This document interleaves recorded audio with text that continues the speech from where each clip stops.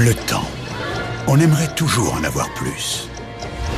Si seulement il existait un moyen d'échapper à ces contraintes et de voyager à notre guise dans le temps, pour visiter le passé lointain ou se retrouver plusieurs centaines d'années dans le futur. Les plus grands cerveaux du XXe siècle ont passé des dizaines d'années à tenter de faire de ce rêve une réalité, mais sans succès. Mais la science d'aujourd'hui nous ouvre de nouvelles voies étranges qui permettront peut-être de répondre un jour à cette question. Le voyage dans le temps est-il possible? Et si c'est le cas, comment y parvenir?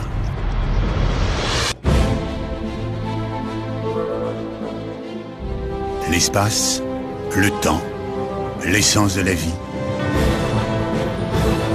Les secrets du cosmos se trouvent au sein des trous de verre.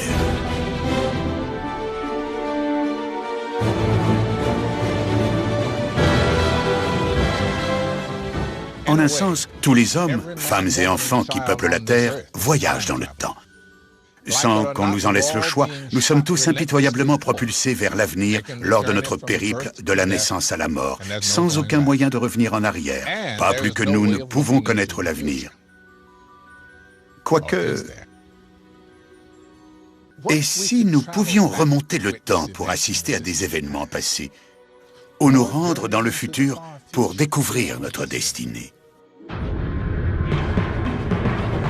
Songez à tout ce que l'homme pourrait apprendre s'il voyait l'histoire se dérouler sous ses yeux. Ou à la manière dont il pourrait modifier sa propre vie s'il en avait la chance. Pour la plupart d'entre nous, la perte d'un proche est le plus dévastateur des chagrins.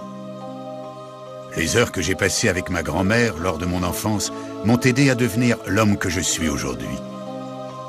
Je me dis souvent que j'aimerais la revoir, ou remonter le temps pour lui montrer l'adulte que je suis devenu, un rêve qui tient de l'impossible. Impossible. Vraiment? La science peut-elle trouver le moyen de relier le passé, le présent et le futur? Le voyage dans le temps est-il possible? Pour envisager une réponse, il faut tout d'abord comprendre la nature du temps, ce qui est beaucoup plus difficile que ce que nous pourrions le croire. Steve Jeffords est un spécialiste de l'atome et du temps. Je crois que nous pensons tous savoir comment marche le temps. Il s'écoule autour de nous, il passe, nous vieillissons, les choses qui se sont déroulées hier appartiennent au passé, etc. Mais au fond, je crois que personne ne comprend réellement ce qu'est le temps, que l'on soit physicien spécialiste de la question ou simple personne lambda. Steve travaille à l'Institut national des standards et de la technologie, situé à Boulder, au Colorado. C'est l'un des 6 laboratoires au monde qui calcule le temps universel coordonné, c'est-à-dire l'heure mondiale officielle.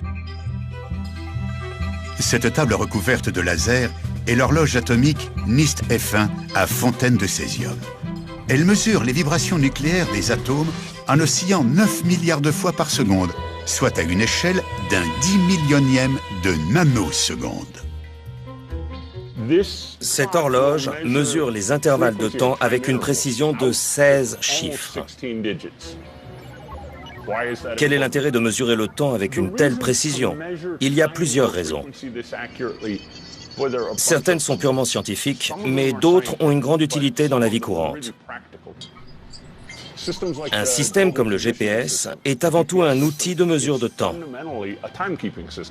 On installe des horloges atomiques sur les satellites et on s'assure qu'elles sont parfaitement synchronisées.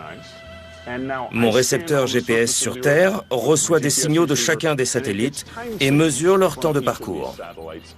Si le signal du premier satellite arrive 5 nanosecondes avant celui du deuxième, le GPS en déduit qu'il est 1,50 m plus près du premier que du deuxième.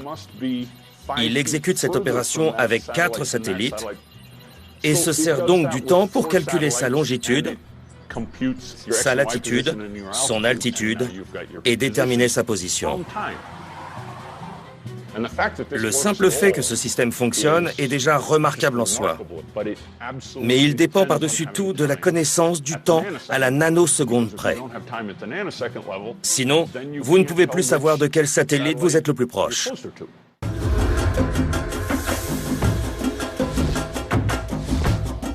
Notre style de vie moderne et high-tech dépend en grande partie de cette précision dans la mesure du temps. Mais plus nos systèmes de mesure gagnent en exactitude, et plus nous nous rendons compte que le temps ne s'écoule pas comme nous le pensions. En effet, le temps n'est pas universel. Curieusement, c'est même une notion très personnelle. Quelle heure est-il? Eh bien, cela dépend de l'endroit où vous vous trouvez et de ce qui se passe dans le sol sous vos pieds. Si l'on place une horloge dans un champ gravitationnel, elle ralentit à mesure que l'intensité du champ augmente. En fait, la Terre n'est pas rigide.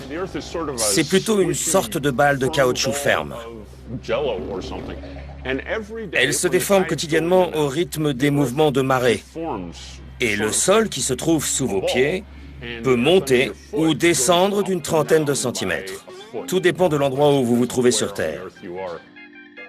Si je soulève mon horloge de 30 cm, je l'éloigne du centre de la Terre. L'effet de la force gravitationnelle s'atténue un peu et le temps passe un peu plus vite. Mettons que vous avez une horloge d'une précision de 17 chiffres. Chaque jour, vous pouvez la voir accélérer, puis ralentir, puis accélérer à nouveau, selon les mouvements de 30 cm qui déforment la Terre. L'homme est incapable de percevoir ces différences infimes, mais les horloges les plus précises peuvent disséquer une seconde en 1 milliard de morceaux. Et à cette échelle, on voit en effet le temps changer selon l'endroit où l'on se trouve. Le temps et l'espace sont étroitement liés.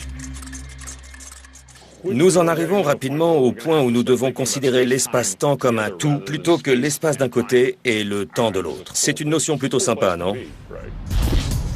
La gravitation ralentit le temps, ce qui est l'une des clés d'une forme de voyage dans le temps. Quand on s'éloigne d'un champ gravitationnel comme celui de la Terre, le temps s'écoule différemment qu'à la surface de notre planète. Plus la vitesse est élevée, et plus la différence est grande. Cela signifie que des voyageurs spatio-temporels se trouvent parmi nous. Et voici leur véhicule. Le cosmonaute Sergueï Krikalev est le champion du voyage dans le temps. Il a passé 803 jours en orbite à une vitesse de 27 400 km/h. Comme il se déplaçait rapidement sans subir la gravité terrestre, le temps s'est écoulé plus lentement pour lui que pour nous. À cause de cette différence, il a voyagé dans le futur 1/48e de seconde dans le futur. Dans l'absolu, ce chiffre n'a rien d'impressionnant. Mais s'il avait disposé d'une plus grande puissance lui permettant d'approcher la vitesse de la lumière à plus d'1 milliard de kilomètres par heure, il serait entré dans le domaine de l'étrange. Mettons qu'il soit parti pendant 1 an. À son retour, il n'aurait vieilli que de 12 mois, alors que 10 années se seraient écoulées sur Terre. Voici une autre machine à voyager dans le temps, encore plus efficace qu'une fusée. C'est le Grand Collisionneur de Hadron, ou LHC, à cheval entre la France et la Suisse. Le plus gros et le plus puissant de tous les accélérateurs de particules. Steve Nunn enseigne la physique au MIT. Avec des milliers d'autres scientifiques, il transforme des morceaux d'atomes en voyageurs temporels. Leur méthode ? Pousser des protons à une vitesse frôlant celle de la lumière pour qu'ils entrent en collision. Les particules subatomiques générées par les explosions ne vivent qu'1 milliardième de seconde. Mais le LHC permet de prolonger ce minuscule laps de temps. Le LHC du CERN est une machine à voyager dans le temps, et ce grâce à une étrange propriété physique. La vélocité n'est pas telle qu'on l'imagine. À une vitesse normale, la vélocité correspond à cette définition classique, mais à très haute vitesse, elle atteint une limite maximale. Les protons qui tournent dans l'anneau avancent presque à la vitesse de la lumière et ne peuvent pas aller plus vite. Au lieu de cela, leur horloge interne se met à ralentir. Chaque fraction de seconde dure plus longtemps qu'à la normale. En d'autres termes, les protons qui circulent dans l'anneau ont des horloges plus lentes que les nôtres. Ils voyagent donc dans le temps par rapport à nous.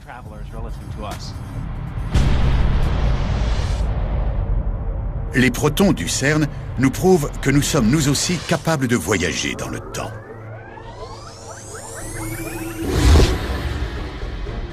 Les vaisseaux spatiaux de l'avenir, qui voyageront à une vitesse proche de celle de la lumière, partiront peut-être pour des missions de 10 ans. Pour leur équipage, seules 10 années s'écouleront.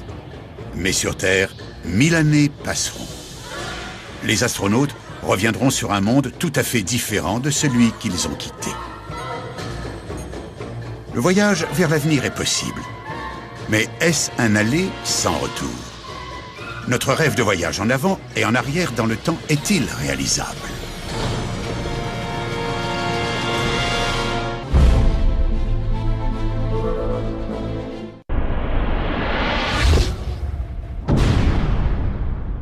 Avec la technologie adéquate, des vaisseaux spatiaux pourraient un jour nous faire voyager dans le futur. Mais est-il possible d'inverser son cours et de partir dans le passé?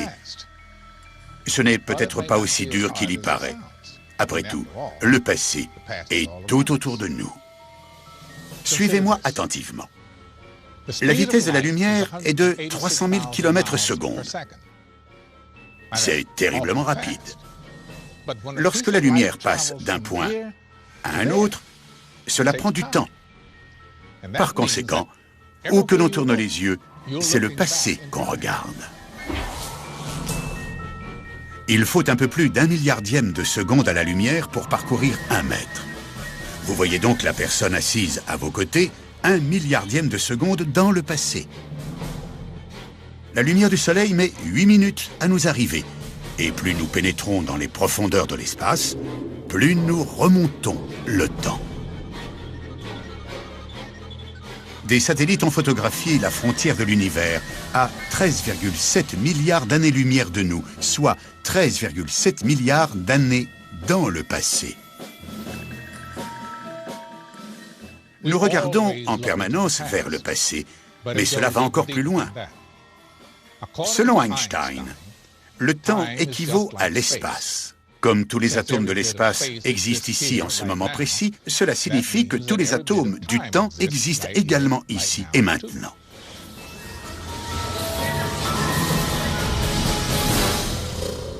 Sean Carroll est physicien à l'Institut de technologie de Californie. Les physiciens ont une vision pérenne des choses. Ils pensent que l'univers entier, tout l'espace quadridimensionnel dans lequel nous vivons, est continuellement réel. Nous existons à divers moments de ce continuum espace-temps et nous ressentons différentes choses à différents moments dans le temps. Le futur ne devient pas réalité à mesure que le temps passe. Il existe au même titre que le passé ou le présent.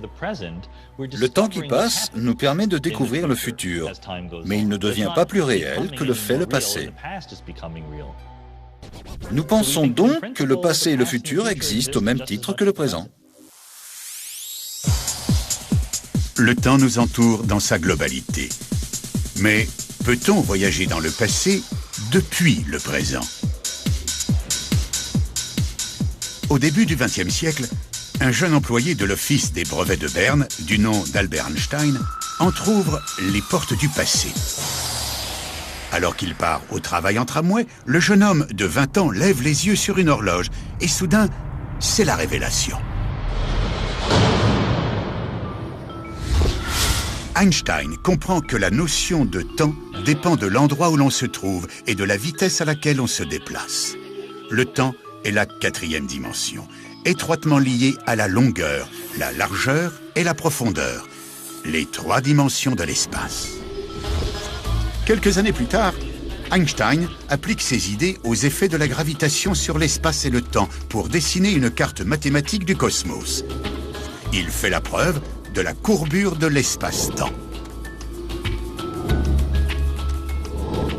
Si l'univers est courbe, il existe donc peut-être des moyens de fabriquer des passerelles ou de créer des boucles dans le continuum pour rendre le voyage dans le temps possible.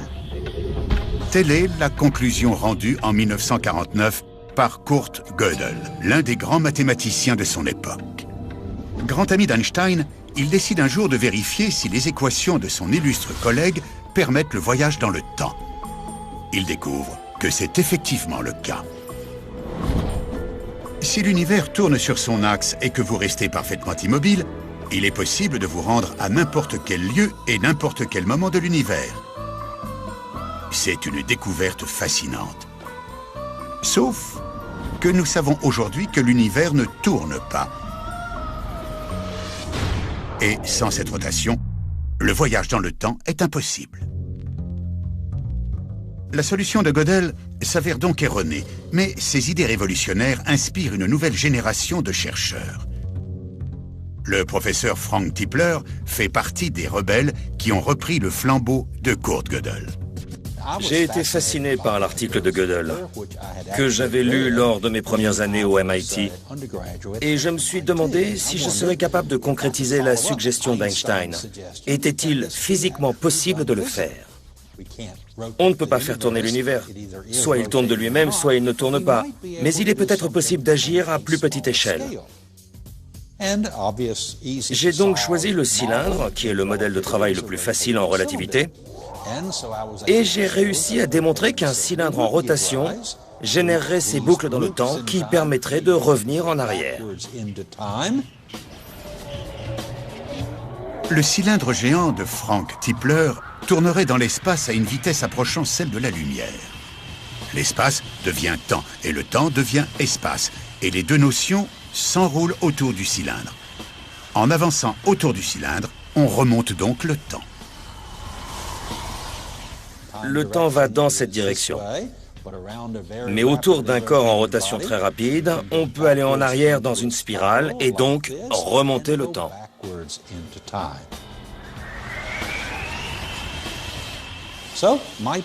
Pour mon article, j'avais choisi comme titre « La construction d'une machine à voyager dans le temps ». Mais le comité de relecture trouvait cela un peu trop accrocheur.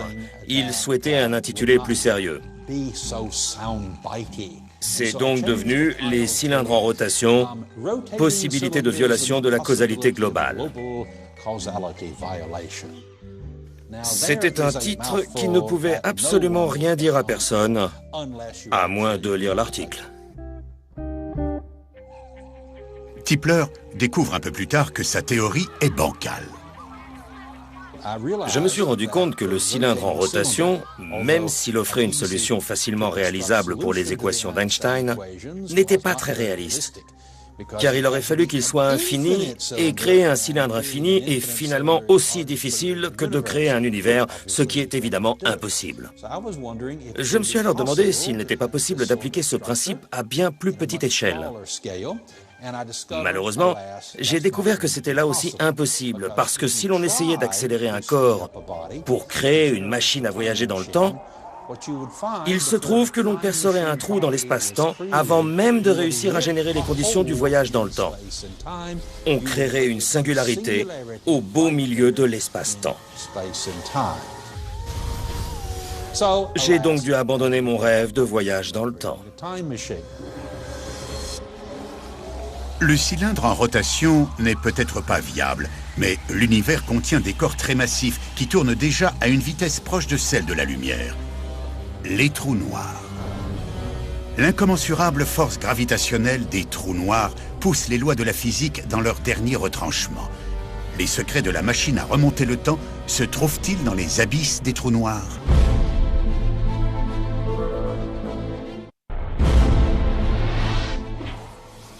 Les trous noirs sont des objets petits mais extrêmement massifs, présents dans tout l'univers. Leur champ gravitationnel est si intense qu'ils déforment le tissu de l'espace-temps plus que n'importe quel autre objet céleste connu. Est-il possible de maîtriser les propriétés de déformation du temps d'un trou noir? Peut-on s'en servir pour voyager dans le temps?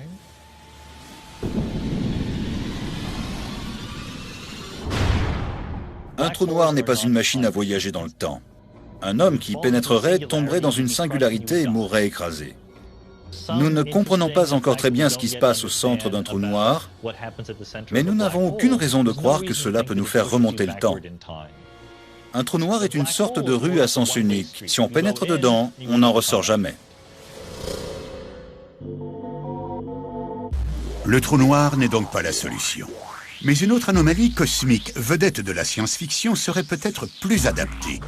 Les trous de verre. Il s'agit de portes magiques reliant deux endroits éloignés. Ces passerelles cosmiques nous permettraient de traverser l'espace et de voyager dans le temps. Pénétrez dedans et vous prenez un raccourci spatio-temporel. L'existence des trous de verre n'a toujours pas été prouvée, mais la théorie qui les sous-tend est très solide.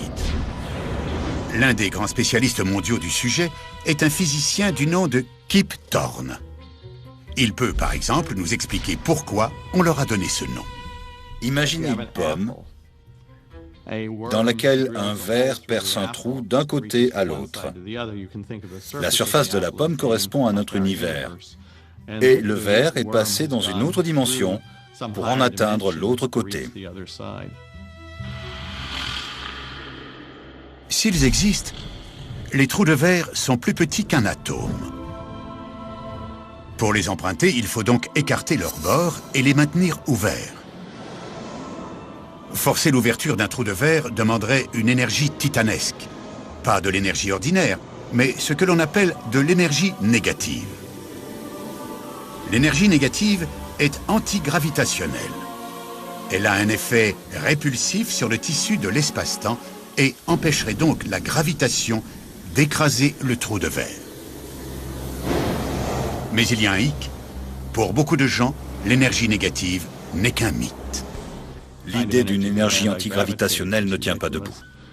Mais d'un autre côté, la physique moderne est capable d'en créer tous les jours en laboratoire. En petite quantité, certes, et le plus souvent de nature transitoire, mais c'est tout de même de l'énergie négative. Je ne pouvais donc pas balayer cette possibilité d'un revers de manche. Une question fondamentale se posait. Une civilisation suffisamment avancée serait-elle en mesure d'accumuler suffisamment d'énergie négative et de l'appliquer assez longtemps à l'intérieur du trou de verre pour agrandir son ouverture et permettre à une personne de l'emprunter pour remonter le temps? La réponse, c'est que nous n'en savons rien.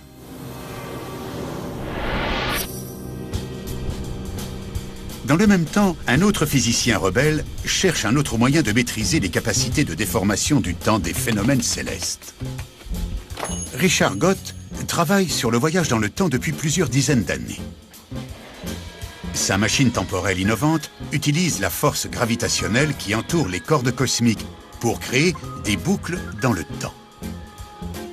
Les cordes cosmiques sont des filaments d'énergie qui courent peut-être à travers l'univers.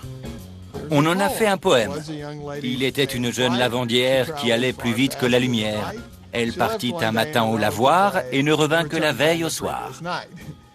Le problème, c'est que selon Einstein, on ne peut pas construire de vaisseau spatial plus rapide que la lumière.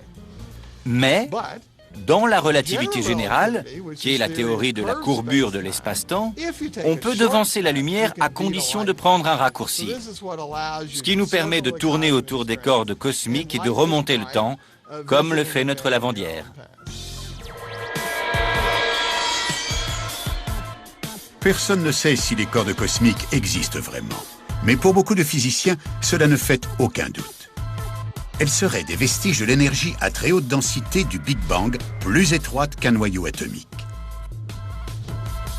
Certaines de ces cordes seraient courtes, d'autres infiniment longues, mais toutes exerceraient un gigantesque champ gravitationnel. Et qui dit gigantesque champ gravitationnel, dit possibilité de création d'un raccourci dans l'espace-temps. Voici comment fabriquer une machine à voyager dans le temps alimentée par les cordes cosmiques. On pourrait croire que le milieu qui entoure ces cordes est plat comme une pizza. Mais comme la masse de la corde est très importante, cela ressemble plutôt à une pizza à laquelle il manque une part. Je découpe donc une part de cette pizza, je l'enlève, puis je plie la pizza pour en joindre les bords et en faire une sorte de cône. Mettons que je me trouve sur la planète A. J'envoie un rayon lumineux à la planète B à la vitesse de la lumière. Mais je peux également partir en vaisseau spatial moins vite que la lumière et prendre un raccourci pour arriver avant mon rayon lumineux. Cela signifie que mon départ et mon arrivée sont plus éloignés dans l'espace que dans le temps. En d'autres termes, le trajet peut faire 4 années-lumière de distance et 3 années-lumière de temps. Ensuite, je peux une nouvelle fois découper ma pizza pour en ôter une autre part. Cela me donne 2 cordes cosmiques et je peux plier ma pizza pour en faire un bateau. C'est à cela que ressemble l'espace-temps autour des 2 cordes cosmiques. Si je fais le tour de ces cordes cosmiques avec mon vaisseau spatial, je peux revenir à la planète A à midi, c'est-à-dire au moment de mon départ. Je peux donc revenir et me serrer la main avant que je parte. Le moi plus vieux est de retour à temps pour voir le moi jeune décoller. Cela me met donc en mesure de revivre un moment de mon propre passé. Et cela, c'est un véritable voyage dans le temps. Mais cette théorie pose elle aussi quelques problèmes. Pour commencer, pousser 2 cordes cosmiques l'une vers l'autre à grande vitesse pourrait créer un trou noir. On risque de trouver la mort au terme du voyage dans le temps, ou même avant qu'il soit terminé. L'autre souci, c'est que pour remonter 1 an en arrière, il faudrait créer une boucle dont la masse équivaudrait à la moitié de notre galaxie. C'est donc un projet que seule une civilisation extrêmement avancée pourrait entreprendre. C'est bien au-delà de nos capacités actuelles. Richard Gott et ses collègues ne disent pas qu'ils sont en mesure de fabriquer une machine à voyager dans le temps. Ils cherchent simplement à savoir si les lois de la physique permettraient ce voyage. Tous les scénarios de création d'une machine spatio-temporelle possèdent des problèmes inhérents. Car la nature semble disposer d'une force qui détruirait peut-être ce genre de machine au moment où on tenterait de l'activer. La solution serait de trouver le moyen de contourner cela. Nous pensons que c'est une conséquence des lois de la gravitation quantique, lois que nous ne comprenons pas encore. Nous connaissons les effets de la gravitation sur les objets de taille conséquente tels que l'homme, la Terre ou les étoiles. Mais nous ne comprenons toujours pas comment elle fonctionne dans le domaine quantique, qui est celui de l'infiniment petit, des ondes et des particules. Mais l'absence de compréhension n'a jamais constitué un frein à l'expérimentation. Dans la vision einsteinienne de l'espace-temps, le voyage dans le temps touche donc à l'impossible. Mais il existe un autre monde et d'autres lois physiques où les théories rationnelles d'Einstein n'ont plus cours. Ce monde se trouve au cœur des atomes, où les étranges lois de la mécanique quantique règnent en maître. N'ayez pas peur. C'est étrange, soit, mais fascinant.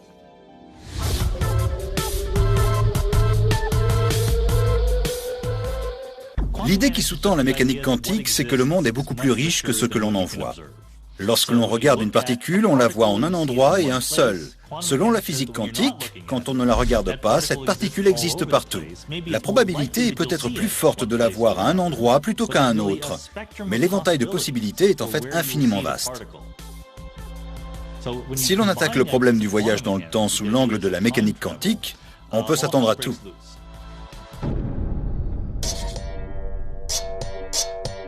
L'une des plus étranges propriétés de la mécanique quantique s'appelle l'intrication. Elle implique que 2 particules s'affectent mutuellement, même à des kilomètres ou à des années-lumière l'une de l'autre. C'est un peu comme le vaudou.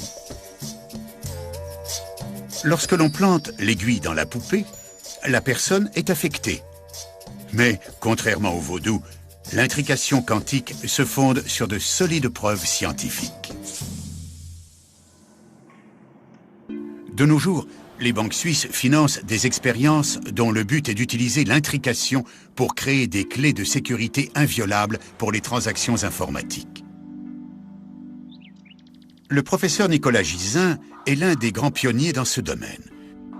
Spécialiste de physique quantique et de fibres optiques, il a confirmé l'intrication quantique en démontrant la parfaite synchronisation de photons ou particules de lumière à très grande distance les uns des autres. Selon les lois de la physique quantique, lorsqu'on agit sur un photon, ce n'est pas seulement ce photon qui réagit. On obtient une réaction identique de deux photons. Ces deux photons, même éloignés l'un de l'autre, ne constituent qu'un seul système global qui réagit immédiatement. C'est le principe de l'intrication quantique. Nicolas Gisin envoie des signaux de photons le long des câbles optiques qui traversent Genève. À l'aide d'un laser, il active une paire de photons situés à un bout des câbles. La paire située à l'autre bout réagit instantanément. Rien ne semble bouger et il n'y a aucun échange d'énergie, mais les particules échangent tout de même des informations.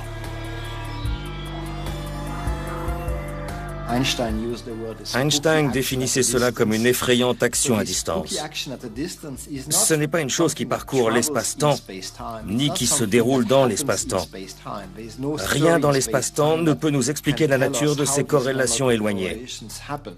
C'est ce qui nous pousse à conclure qu'elles sont en quelque sorte étrangères à l'espace-temps.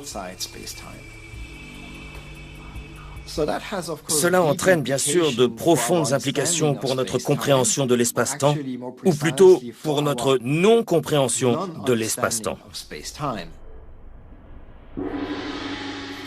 Certains scientifiques pensent que l'intrication quantique peut permettre d'envoyer des messages dans le passé. À l'université de Washington, le physicien John Cramer travaille sur cette théorie. Tout comme son collègue suisse, ses expériences portent sur les photons reliés par l'intrication quantique. Mais Cramer tente d'envoyer des signaux photons depuis le présent jusqu'au passé très proche. Ces lasers et autres appareils de mesure appelés interféromètres constituent le cœur de sa machine à voyager dans le temps. Le premier interféromètre, Alice, envoie des photons au second prénommé Bob. Si sa théorie est viable et qu'il trouve la bonne calibration, Bob recevra le message d'Alice une fraction de seconde avant l'envoi. Cause et effet seront alors inversés. C'est Alice qui contrôle si nous aurons un comportement d'onde ou un comportement de particules. Comme les photons sont liés par l'intrication dans l'espace, Bob, qui attend de recevoir le signal, cherche dans le même temps s'il reçoit une interférence. La distance n'est que de quelques centimètres, elle n'est pas très grande, mais c'est simplement pour la commodité de l'expérience. Bob pourrait se trouver à une année-lumière d'Alice sans que cela change en rien le résultat. C'est la nature de l'intrication. Mettons que je déroule une bobine de 10 km de fibre optique, Alice enverrait alors le signal 50 microsecondes après sa réception par Bob. Elle enverrait le message dans le passé, 50 microsecondes en arrière. On pourrait donc se servir de ce principe pour envoyer des informations dans le passé. Si l'expérience est concluante, le message n'arrivera qu'un millionième de seconde avant d'avoir été envoyé. Mais cette incursion dans le passé, même d'une minuscule fraction de seconde, révolutionnerait notre compréhension du temps. Cela démontrerait que la rétrocausalité, la théorie selon laquelle les événements futurs peuvent influer sur le passé, existe bien. Si cela fonctionne, ce sera un tournant dans le domaine de la physique, mais aussi dans celui de l'industrie de la communication. Et si l'on est en mesure d'envoyer des messages dans le passé, cela ouvrirait un nouveau chapitre de l'histoire de l'humanité. Cela modifierait nos civilisations à un point que je ne peux même pas imaginer. Mais tout cela nous indique probablement que l'expérience ne marchera pas parce que la nature ne nous permettra certainement pas d'envoyer des messages dans le passé.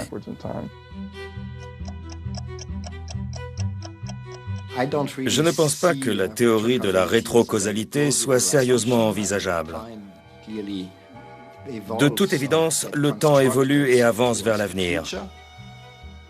D'un autre côté, il faut bien admettre que le temps est encore très mal compris par les physiciens. Mais il est très probable qu'à l'avenir, notre compréhension du temps sera beaucoup plus poussée, voire très différente de ce qu'elle est aujourd'hui.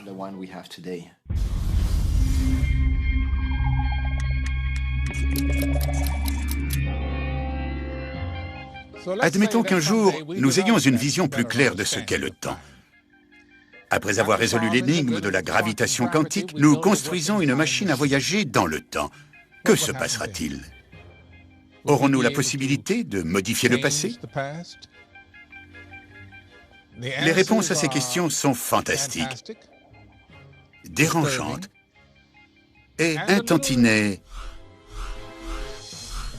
étrange.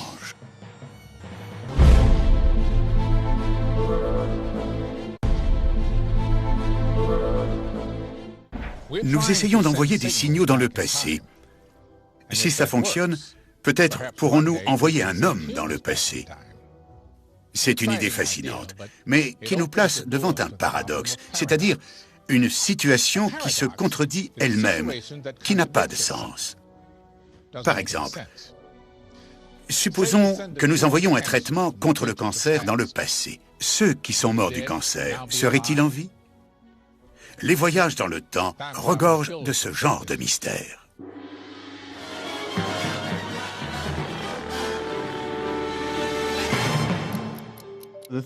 Il y a plusieurs choses que nous aimerions comprendre dans le voyage dans le temps. Premièrement, est-ce possible, même théoriquement? Les lois de la physique autorisent-elles le voyage dans le temps? Nous n'en savons rien. Nous avons besoin des lois de la gravitation quantique pour tenter de le savoir. Deuxièmement, s'il est possible de remonter le temps, quelle sera la réaction de la nature face à ce qu'on appelle le paradoxe du grand-père? Il s'agit du cas où je me rends dans le passé et où je tue mon grand-père avant la conception de mon père, ce qui fait que je change le cours de l'histoire et que je ne peux plus exister. Comment la nature réagira-t-elle à cela? Selon l'interprétation conservatrice, l'espace-temps est une entité unique à 4 dimensions. Il ne change pas. Les voyageurs temporels qui se rendent dans le passé ne le modifient pas, car ils en ont toujours fait partie. En d'autres termes, des voyageurs temporels à bord du Titanic pourraient donc avoir averti le capitaine à propos de l'iceberg, mais il ne leur a prêté aucune attention. Pas plus qu'il n'a écouté les autres alertes aux icebergs, car nous savons que le Titanic a fini par en percuter un. C'est un exemple de la vision conservatrice, selon laquelle remonter le temps n'altère pas le passé. Ils peuvent néanmoins y participer. Et un farceur a même affirmé que ce n'était pas l'iceberg qui avait fait couler le Titanic, mais la surcharge de tous les voyageurs temporels qui avaient embarqué en douce pour le voir sombrer. En fait, si nous ne croisons pas des touristes venus du futur à tous les coins de rue, c'est pour une raison beaucoup plus simple. Personne n'a encore fabriqué de machine à voyager dans le temps. Même si nous disposons un jour de la technologie nécessaire pour remonter le temps, la machine ne fonctionnera qu'à partir du moment où elle a été créée, concevant ainsi la première boucle temporelle. Lorsque l'on crée une machine à voyager dans le temps en déplaçant des cordes cosmiques, on crée une boucle dans le temps, disons en l'an 3000, en déformant l'espace-temps. Le voyageur se dirige donc toujours vers l'avenir.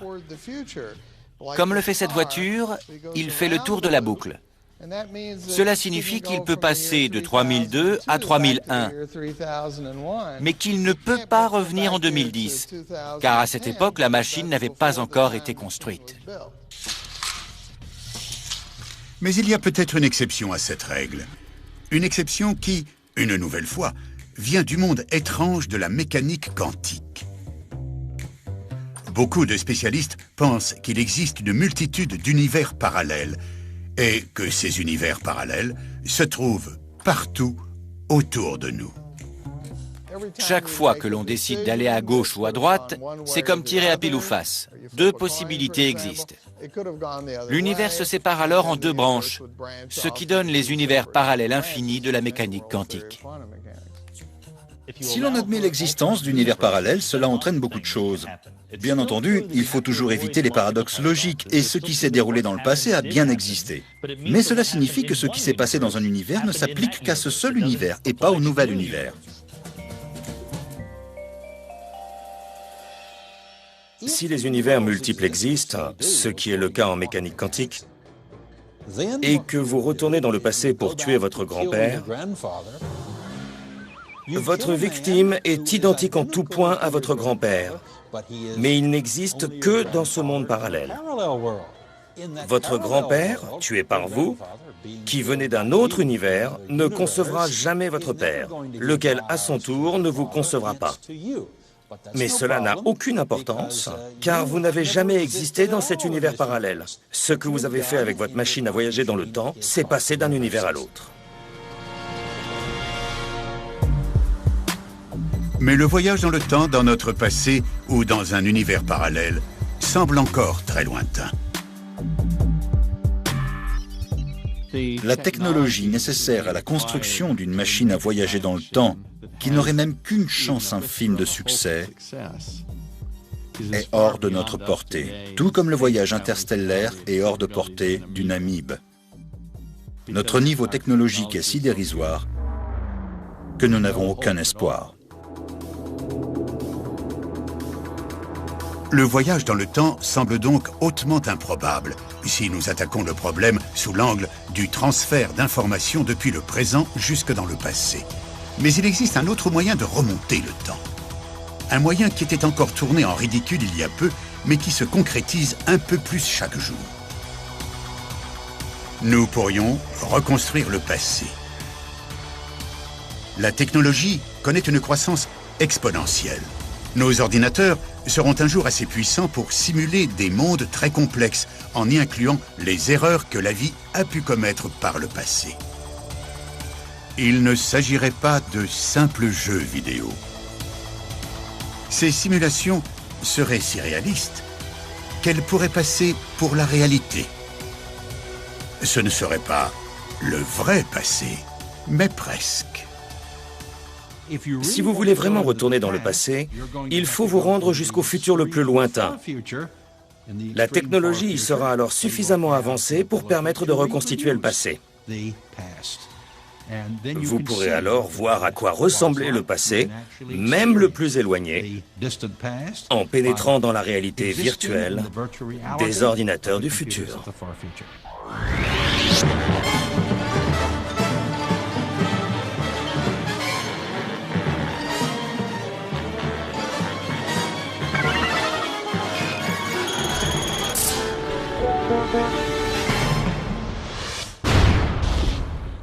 Nous avons vu que le voyage dans le futur proche est possible, même si c'est un aller simple.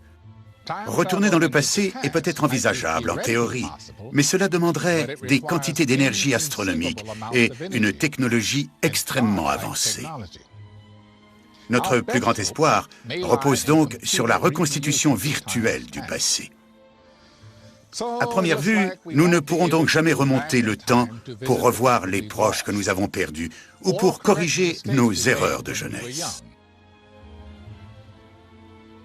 La trajectoire dans le temps, de la naissance à la mort, est la seule chose que partagent tous les organismes vivants.